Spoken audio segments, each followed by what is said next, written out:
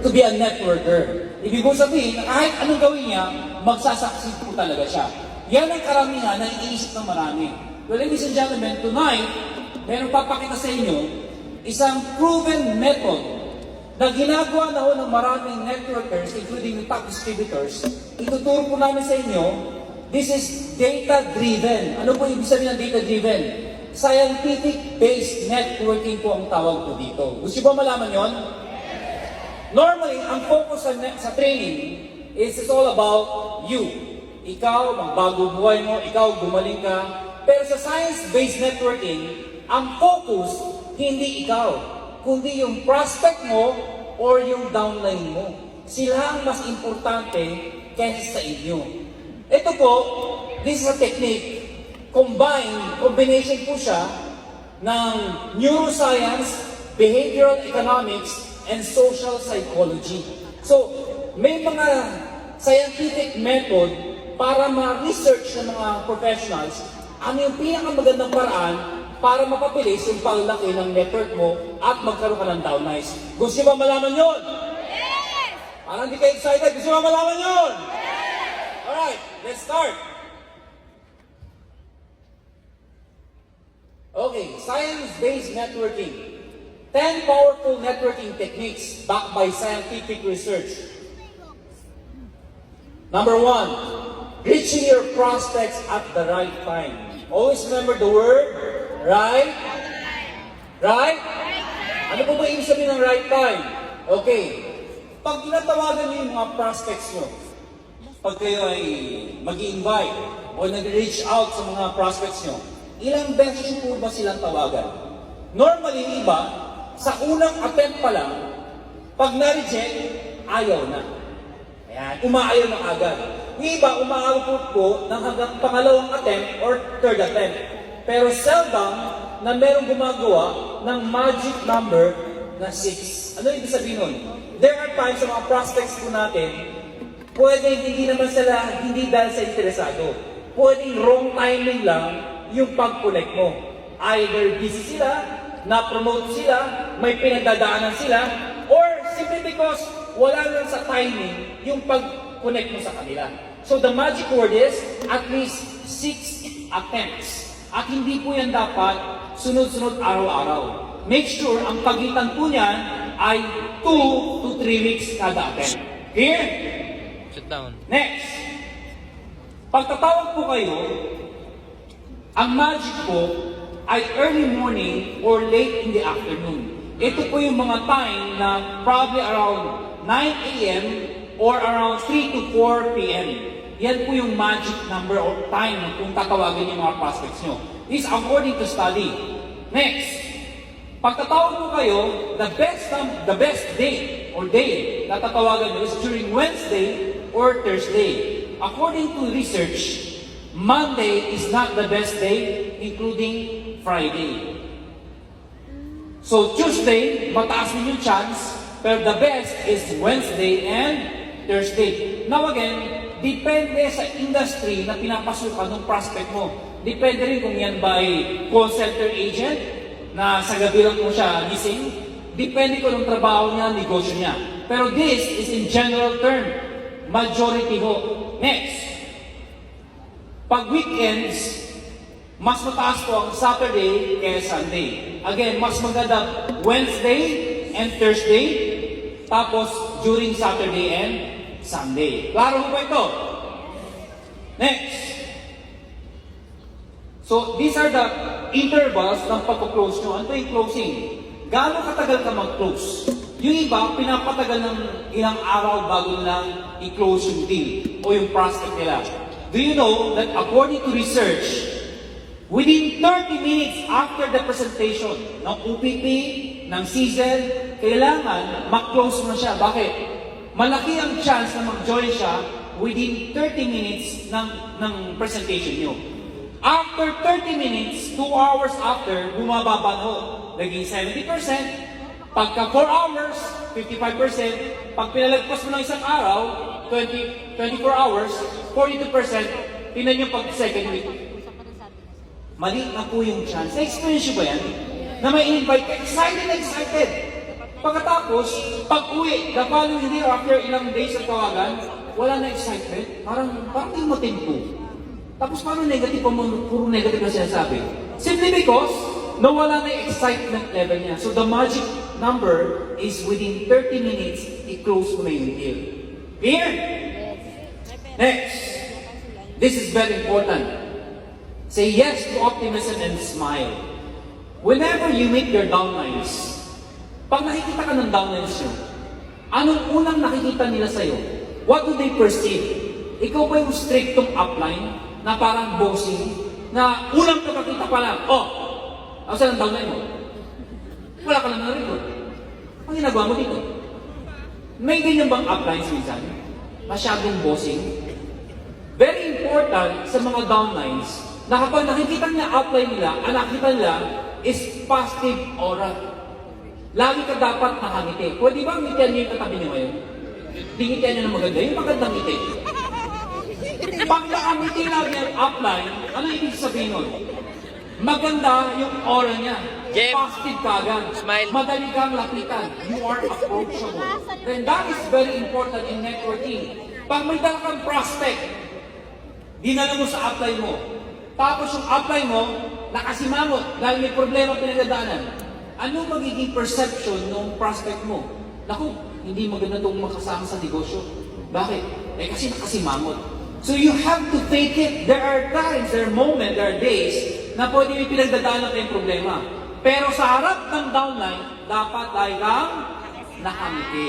Always smile. And it's very important na pagkausap ng downline mo, it's very important, bago mo pagsabihan, bago mo turuan, make sure i-appreciate nyo yung downline nyo. For example, may training na katulad dito. Kayo po ba, may mga downlines kayo na dito? Yes! Katabi nyo ba sila? Yes! Ay, wala. Nagsabi na ba kayo ng thank you for attending this training? Yan. Bakit importante magsabi ka ng thank you? Kasi para maramdaman niya na yung effort nila ay na-appreciate ninyo. Later on, they will realize na ang training na to ay para sa kanila, hindi para sa inyo. Clear? So mga downlines, ang training na to, this training is designed for you, hindi para sa mga uplines. Alam niyo po ba yun? So pwede magpalakpakan natin lahat ng mga umaten ng training ngayon.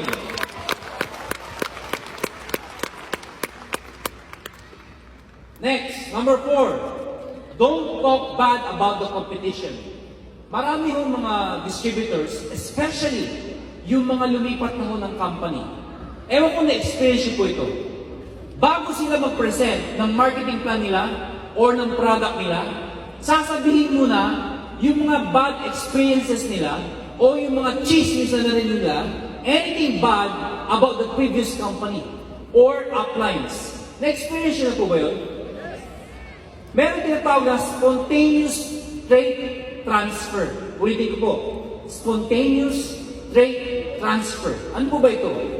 Kapag ang isang tao ay nagsasabi ng negative about something, about the other corporation, about the other upline, marketing plan or product, anything, pag may sinabing hindi yung maganda, ang napaperceive ng listener, natatransfer doon sa speaker, doon sa salita, yung traits na yun.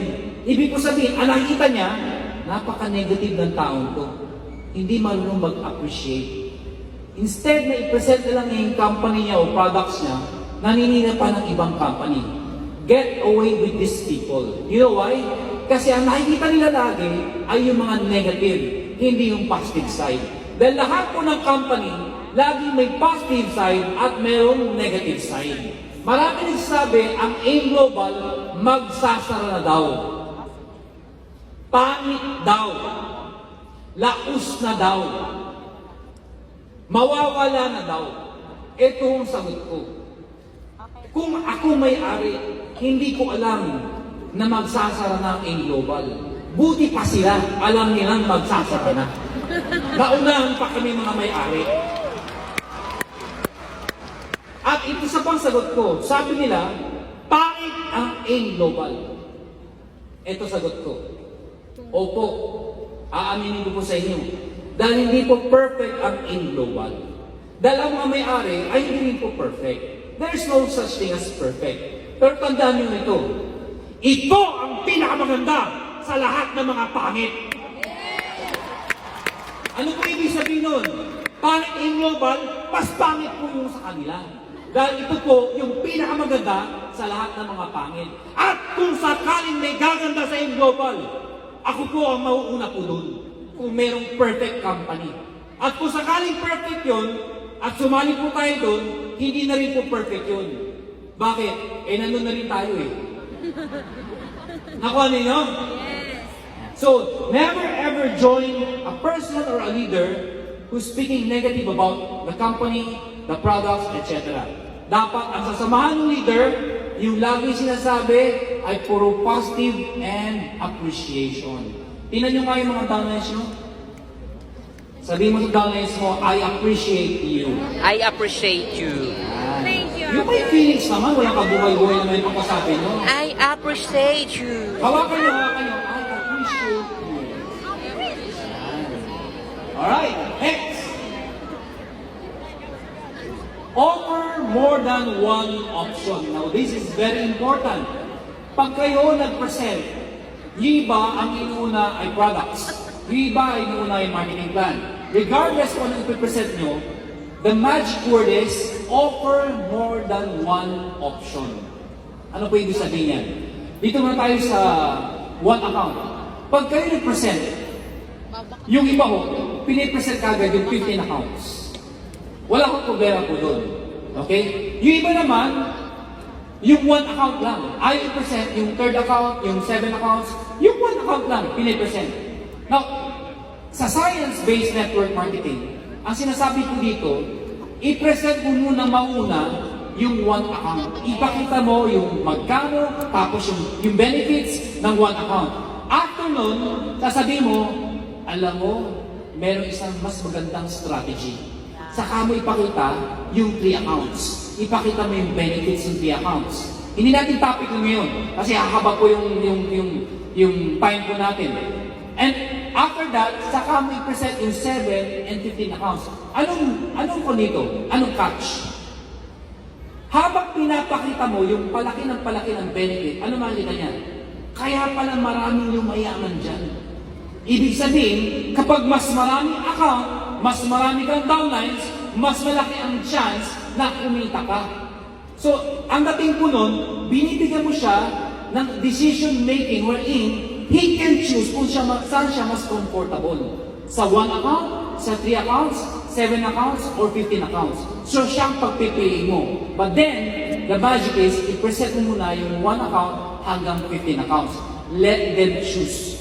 Kasi pag ikaw pushy ka at pinush mo isang bagay, feeling nila, pera-pera lang ang habol mo sa kanila. Clear? After mo i-present, pag walang pinili sa kahit anong accounts, saka mo ipakita, ang last na lang, ang ginagawa ko pag ako may present, emotional marketing na lang po. Ano yung emotional marketing? May pinuntahan ako, tita ko, kakilala ko. Piniset ko, ginalingan ko na. Pinakita ko na yung 7 accounts, wala pa rin talaga. Ano yung last na mapakita ko sabihin ko? Tita, total, na-present ko na sa'yo lahat. Napagod na rin lang ako. Malayo-layo na rin yung biniyahe ko. Siguro, isang malaking encouragement lang sa akin, tita, kung susubukan mo yung products sa amin. Ganoon na lang, nadama sa products. Alam mo, more often than not, nag-click. Ano sabi ng tita ko? O sige, magkano ba yung product na yan? 6,980 lang po. Alam niyo, minsan kasi bigyan mo ko ng 3 niya. Sige, bigyan mo ng 3 niya. Binag 3 heads pa. Nakuha niyo ako. Ang tawag mo doon, emotional market. Pero kung pala umiiyak ka po, huwag naman ganun. Huwag ka naman nagmamakawa na nun. Alam niyo? So, pagkatapos, ayaw pa din. Wala talaga. Anong gagawin mo? Pinakita mo na lahat ng options ng products. Last na lang po. Sa harapan niya. Humingi ka ng mahid na tubig. Kumuha ka ng kape. Buksan mo sa harapan niya. Timpla mo, tita. Kahit ito nga lang, matikman mo lang. Sige na, please ka, bumili ka lang. Biro lang ko. But the goal is, every prospect must remain a prospect. Hindi pwede pag may kinausap ka, ayaw, tapos na usapan. Kailangan, meron kang magbenta sa kanya. Ma-prove mo na maganda ang products ng AIM Global. Because more often than not, sasali po sila pag na-experience nila ang products ng AIM Global. Maganda ba ang products ng AIM Global? Maganda ba si 24/7? Maganda ba ang Colidus? Now, if you believe in the products, if you love the products, believe me, you'll never go wrong. Ang AIM Global, tatagal at tatagal po to hanggat meron tayong magandang produkto na katulad ng mga produktong meron tayo ngayon. Kaya hindi pwedeng mawalan ka ng income. Dahil yung produkto natin, tutuloy at tutuloy at tutuloy po ito. Yung tipong, mamamatay na lang yung prospect mo, may nabibenta ko sa kanya. Oh, nasa hospital na. May lalapit. Tita, subukan mo to. Hanggang dito ka na hanggang may AIM Global. Bebentahan at bebentahan. Next, number 6. This is very important. Act like a psychologist. Sa mga downlines ninyo, there are times na hindi po natin sila pinapakinggan. Hindi natin naririnig ano yung mga hinaing po nila, ano yung mga challenges nila. Well, ladies and gentlemen, acting like a psychologist, ano po ibig sabihin ito? Hindi po kayo professional doctors or psychologists. What I'm trying to say is this: always listen to your downlines. Dapat may mga triggering questions ka para maramdaman ng downlines mo, magkaroon siya, mag-build ng trust sa'yo kasi maramdaman nila that you care as an upline. Ayan. So bigyan nyo sila ng time, tanungin nyo, ano ba mga challenges mo ngayon? Ayan. Those are the magic questions. Ano ba mga challenges mo ngayon? Yung mga challenges mo ngayon, bakit ka naapektuhan? Ayan, lalo din sa mga nanghihina. Since naapektuhan ka sa challenges na yan, ano sa tingin mo ang solusyon? So binabalik mo lang sa kanya yung mga question. From there, makagather ka ng information para malaman mo anong needs ng downlines mo. Klaro po ba yun? Yan. Next. Okay. Be a goal-oriented leader. Well, alam po natin lahat na for sure kanina or ibang trainees na natanan nyo, nagkaroon ako ng goal setting. Tinuruan ako kayo gumawa ng goals. And goals are very important. Bali wala lahat ng effort natin lahat kapag wala kang clear and direct goals sa mga pangarap ninyo. So for 2020, question, nag-goal setting na ba kayo? Yes! Kinausap na ba kayo ng upline nyo ano ang goals mo for 2020? Yes! Now why is it important na ang leader ay goal-oriented? Mga kaibigan, kanina yung pinakita dito. Tandaan niyo itong saying na to. The speed of the pack is determined by the speed of the leader. Ano po ibig sabihin nun? Kapag yung leader ay mabilis makakuha ng goals, gagayahin din ng mga downlines niya. So, dito, ang gusto ni point ko dito, hindi ikaw, kundi yung downline mo. Ano ibig ko sabihin nun? Dapat may goal ka sa downline mo. So mga uplines, pwede bang tignan niyo yung mga downlines nyo ngayon? Silipin niyo po yung mga downlines nyo ngayon. Tingnan niyo, pipigyan niyo. Sabihin mo sa downline mo, may goal ako sa'yo. For 2020, alam ko, this will be your year. Downline, sabi mo, upline, I believe you. Question, may goal ka ba sa downline mo? Ang goal natin lahat, maging masaya at maging successful si downline. Ngayon, start nyo ngayon. Kung wala yung direct downline nyo, hindi na siya active, so, tumalon ka sa susunod na active. Pag wala siya dito, di makita, I'm giving you a moment to text them. I-text nyo sila ngayon, sabihin mo, kung ano yung pangalan nila, for example, Black, I appreciate you. Text po sila ngayon. Ang goal ko for 2020 para sa'yo ay maging member ka ng Millionaires Circle. Yan. I'll give you 1 minute. I-text ko yung mga downlines nyo ngayon. Kung yung downline mo katabi mo, huwag mo lang i-text. Kausapin nyo na ho na yung downline nyo. Go! 1 minute to, i-text nyo. Lalo na yung mga hindi umattend po ngayon.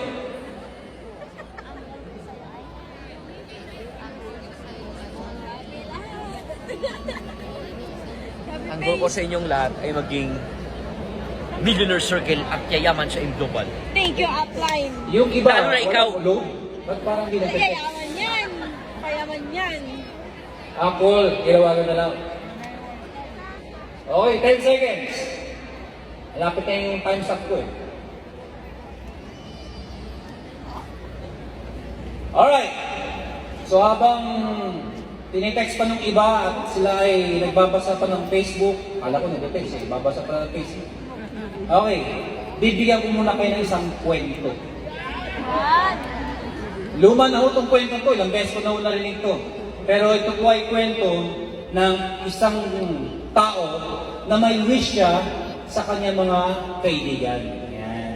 Wish. Sa isang isla, may napadpad, tatlong matalik na magkaibigan. Years na po sila doon, hindi sila makaalis dahil wala akong nag-rescue. Sila po ay nawala. Habang po sila ay naglalakad sa dalampasigan, doon sa may sand, yung isa may nakita, isang lampara. Sabi niya, itong lampara ito, makagamit natin ito ah. Pwede paglagyan ng tubig. So kinuha ng isa yung lampara ngayon. Pagkuha niya, medyo madumi yung lampara, kiss-kiss yung lampara ngayon. Lumabas, isang genie. O siyempre, alam niyo na, anong sabi ng genie? Bibigyan ko kayo ng 3 wish. Eh kaya lang, 3 din sila. So walang choice. Kailangan, tig-isa lang sila. Kasi hindi na pwede isa na mag-wish. Kung sabi ng isa, yung una nakapulot, ay mauna na ako. O sige, anong wish mo? Sabi ng una, dahil ilang taon na ako dito, at miss na miss ko na ang pamilya ko. Ang wish ko, kasama ko ang pamilya ko ngayon sa Paris. Boom! Pag lagpas ng puso, nagulat siya. Nasa Eiffel Tower siya. Kasama niya yung pamilya niya. Ang saya-saya niya. Yes! Ang saya niya. Sumunod yung isa. Sabi niya, ako, na-miss ko na rin ang pamilya ko. Gusto ko, sa New York naman. Boom! Gulat siya. Nasa Empire State Tower naman siya. Kasama niya pamilya niya. Ang saya-saya niya. Yung pangatlo, umiiyak. Oh, bakit ikaw umiiyak? Ang lungkot-lungkot ko eh. Bakit? Wala na yung dalawa kong kaibigan. O anong wish mo? Ang wish ko, bumalik sila dito.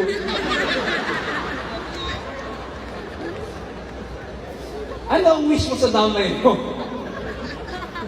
Pang sarili mo ba? O para sa downline mo?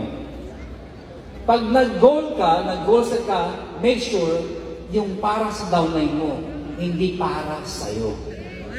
Dahil ang downline, pag yan masaya, pag yan kumita, habang buhay kayo magkikita at magkikita. Pag yan nawala, dahil wala nang magawa, wala na ikaw mag-agawa. Kaya mahalin mo ang mga downlines. Alright? O pwede ba palapakan natin mga downlines? Okay, next. Number 8. Provide a reliable support system. Now, this is very important. Bakit may mga downlines na nasasaksi ng mas mabilis kaysa iba? Well, of course, importante na maging independent ka at maging leader ka agad. Katulad ng mga training kanina, dapat adaptable ka, mabilis ka mag-adapt, dapat mabilis kang tumayo, maging independent ka. Yan ang mga kailangan eh. But then, it is important na merong support system ang mga downlines nyo. Yung tipong pag pumunta sila sa office, pag pumunta sila sa grupo mo, ang mararamdaman nila, merong support system. Hindi ka nag-iisa. Hindi siya nag-iisa.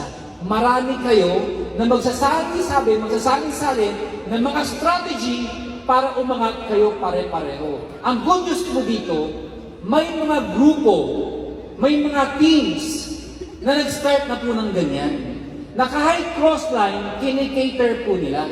And I love sharing about this topic simply because may mga uplines, may mga leaders na hindi sila naging selfish, in-offer po nila to sa iba't ibang grupo. Hindi ko na sasabihin pa yung mga pangalan ng ibang grupo kasi sa dami, pero may isa akong alam na sobrang na-perfect nila yung kanilang system, na marami hong nag-succeed sa mga ilalim nila. Kahit crossline, ang Jailing Project po. Huwag niyo palakpakan ng Jailing Project! At saka yung Ultimate Eagles. Yan. At marami pa hong leaders na nag-create. Kung sasabihin ko pa isa-isa, haba po oras natin, alam niyo na ho kung kanino kayo connected. Kung kayo ay walang support system, make sure pumanat po kayo. Kausapin mo yung upline. Gumawa ka naman ng support system. Yung system na alam ko meron akong sunod-sunod na gagawin para manage ko yung mga objectives ko and goals ko sa AIM Global. Yan. A group that will cater all the necessary activities and steps in order for you para magkaroon ka ng guide para sa iyong pagiging successful sa AIM Global. Andiyan pa ba kayo? Okay. So, provide a reliable support system. Kwento! Tapos ako tayo. Di ba may nangyayaring gera po ngayon sa Middle East? An imminent war that's about to come about Iran and the US. So, nagkaroon ho ng emergency po ngayon sa Iraq. Maraming mga US soldiers na pinapadala po ngayon doon.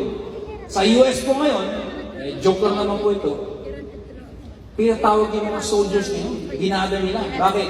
Kasi maraming ipapadala sa Iraq ngayon. So what happened? May isang mga soldiers, mga group of soldiers, na takot, ayaw na pumunta sa Iraq. Kasi ang dami namamatay doon eh. So sabi ng isang soldier, hindi ko ako sasama dyan, takbo siya ngayon. Hinahabol ng mga MP, mga military police. Hinahabol sila ngayon. So kakatakbo niya, may nakita siya isang nun, sister, madre, na nakatayo agay, no? Maga, no? Sabi niya, sister, pasensya na po kayo. Mamaya ko na-explain. Pwede bang sumilong muna dyan sa palda nyo? Ngayon lang po, mabilis lang po. Please. Mamaya ko na-explain. So sabi ng sister, kasi mukhang nagmamakaway, pumasok sa loob ngayon. Dumating yung dalawang military police. Sabi yung dalawang military police, Sister, nakita niyo ba yung sundalo tumakbo dito? Sabi ng sister. So kung may tinuro siya, pakbo yung military police ngayon. Hinahanap ngayon. So nung nakalayo na, dahan-dahan ako ba sa sundalo? Sabi ng sundalo, Sister, maraming pong salamat. Alam niyo, kaya po nagtatago sa kanila. Kasi ipapadala po ko sa Iraq. Ayoko pumunta sa Iraq. Sabi ng sister, naiintindihan kita. Saka sister, ang ganda ko ng leksyon niyo. Sabi ng sister, ay, salamat. Kung tumingin ka pa sa taas, may makikita kang dalawang itlog. Ayoko hindi pumunta sa Iraq.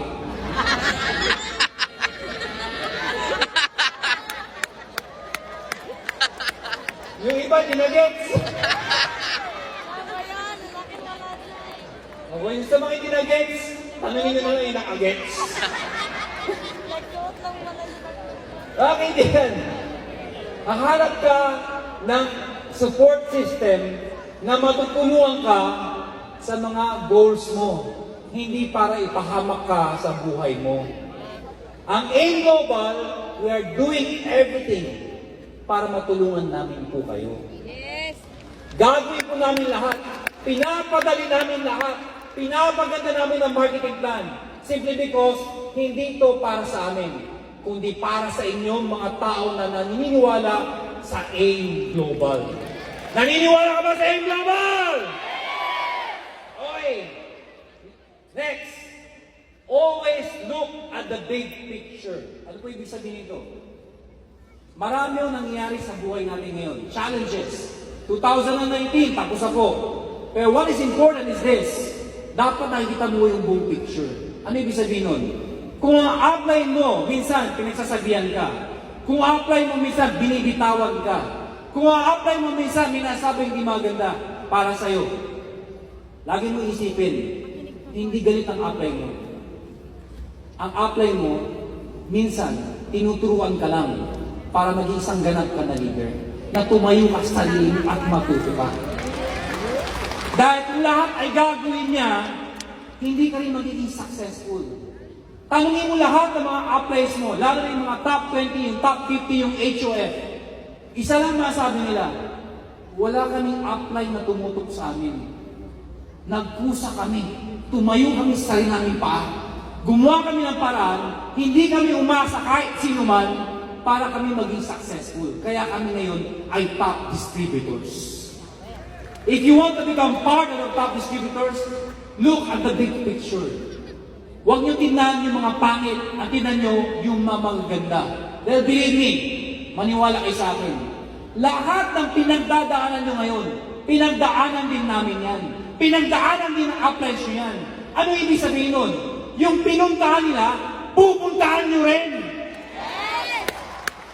Yung narating nila, mararating niyo rin. Ang tanong, gusto nyo bang marating yung narating nila? Yes!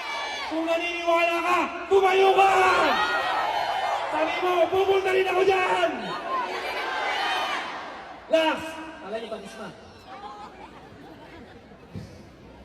Breakthrough. In order for you to have a breakthrough. Ano po yung breakthrough? Tama na po yung mga drama-drama po natin. Yes! Tanggalin na natin lahat ng mga bagay na nagpapabagal po sa atin.